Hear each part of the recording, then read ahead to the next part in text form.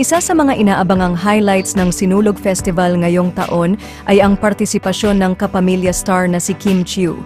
Bit-bit ang masiglang enerhiya at pagmamahal sa kanyang pinagmulan, lumahok si Kim sa makulay na parada ng Sinulog kasama ang kanyang team at ang kanyang nakatatandang kapatid na si Ate Lakam. Kasabay ng pagtunog ng mga tambol at sigawan ng Viva Pit Señor, masayang bumati si Kim sa kanyang mga taga-suporta na nagtipon-tipon upang masaksihan ang engranding selebrasyon. Makikita rin sa mga litratong ibinahagi ni Kim sa social media ang mainit na pagtanggap ng mga tao sa kanya.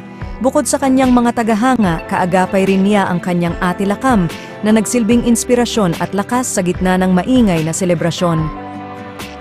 Ang Sinulog Festival, na kilala bilang isa sa pinakamalaking religious at cultural festival sa Pilipinas, ay taunang ginaganap sa Cebu upang ipagdiwang ang debosyon kay Señor Santo Niño. Bukod sa parada, puno rin ang programa ng mga engranding pagtatanghal, sayawan at misa bilang bahagi ng tradisyon. Sa kabila ng kanyang abalang schedule, patuloy na ipinapakita ni Kim Chiu ang kanyang pagmamahal sa kanyang sinilangang lugar.